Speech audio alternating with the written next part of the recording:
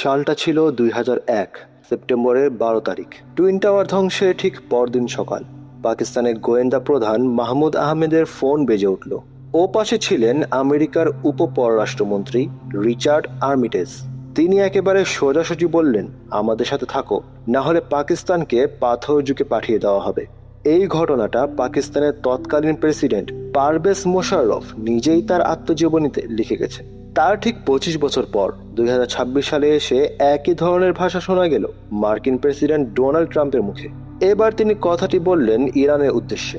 তেহরানে America আর ইসরায়েলের যৌথ হামলায় ইরানের সর্বোচ্চ নেতা খামেনি নিহত হলেন। তার ঠিক ৩ দিন পর ট্রাম্প টিভিতে এসে বললেন, ২ থেকে ৩ সপ্তাহের মধ্যে ইরানের ওপর এমন আঘাত আসবে যা তাদের পাথর যুগে ফিরিয়ে দেবে।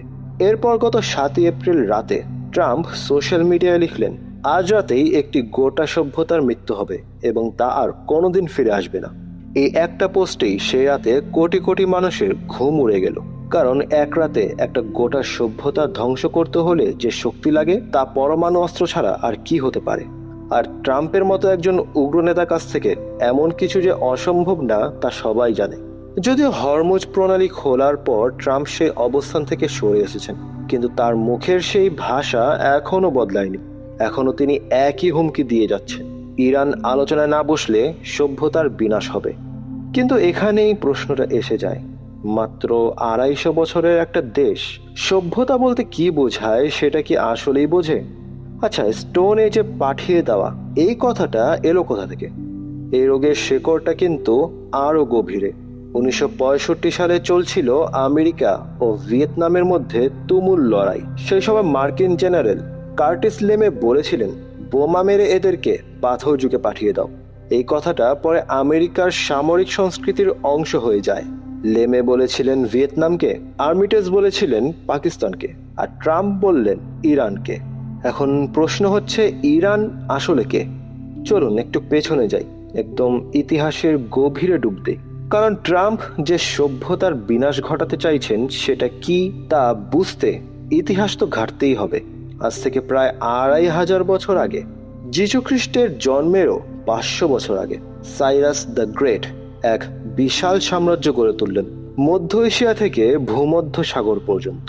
এটি ছিল সেই সময় অত্যন্ত সুসংগঠিত একটি সাম্রাজ্য। এই সাম্রাজ্যে ছিল ট্যাক্স সিস্টেম, রাস্তাঘাট, ডাক ব্যবস্থা। শুধু তাই নয়, সেখানে ছিল ভিন্ন ধর্ম আর ভিন্ন জাতির মানুষের প্রতি সম্মান।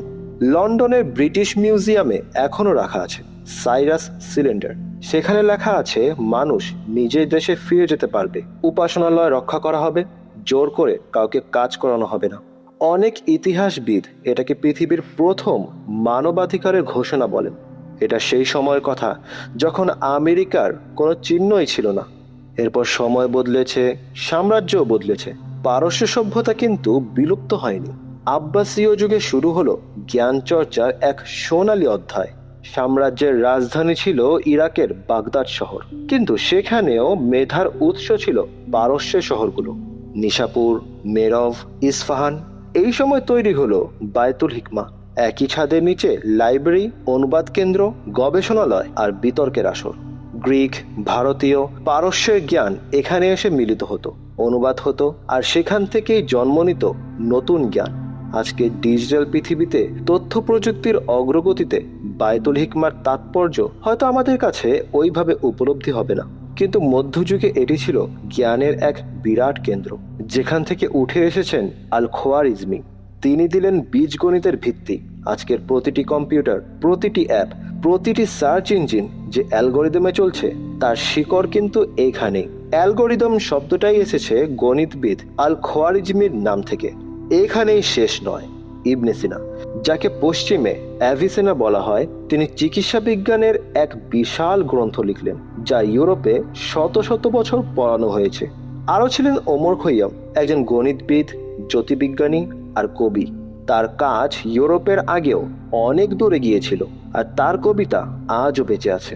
ফেরদৌসি লিখলেন শাহনামা, ৬০,০০০ লাইনের এক মহাকাব্য যা পারস্য ভাষা আর পরিচয়কে টিকিয়ে রেখেছে। এইসব যখন ঘটছিল তখন ইউরোপ ছিল মধ্যযুগের অন্ধকারে, আর আমেরিকা বন জঙ্গলে ঢাকা এক অজানা মহাদেশ। আজকের এই রক্তক্ষয়ী যুদ্ধে হারিয়ে যাচ্ছে হাজার বছরের স্মৃতি।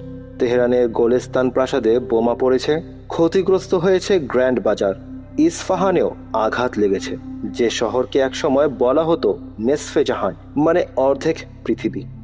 ইরানে আছে 29টি ইউনেস্কো ওয়ার্ল্ড হেরিটেজ সাইট, একটার পর একটা এখন ঝুঁকির মুখে। এগুলো শুধু স্থাপনা না, এগুলো হাজার হাজার বছরে গড়ে ওঠা ইতিহাস। গত 80 বছরে কোরিয়া, ভিয়েতনাম, ইরাক, আফগানিস্তান কোনো যুদ্ধেই আমেরিকা কিন্তু পরিষ্কার জয় পায়নি। এই দেশগুলোর মধ্যে কিন্তু একটা মিল আছে। চীন 5,000 বছর, কোরিয়া 3,000 বছর, ভিয়েতনাম 5,000, ইরাক 6,000, আফগানিস্তান 3,000 বছরের বেশি, আর ইরান প্রায় 7,000 বছর। এগুলো শুধু দেশ না, এগুলো হচ্ছে এক একটা সভ্যতা রাষ্ট্র। এই সভ্যতাগুলোই আজকের মানব সভ্যতার শেকড়। তাই এগুলো ভেঙে যায় না সহজে, চাপ সহ্য করে, নিজেকে বদলায়, কিন্তু শেষ পর্যন্ত টিকে থাকে, হয়তো ভিন্ন রূপে।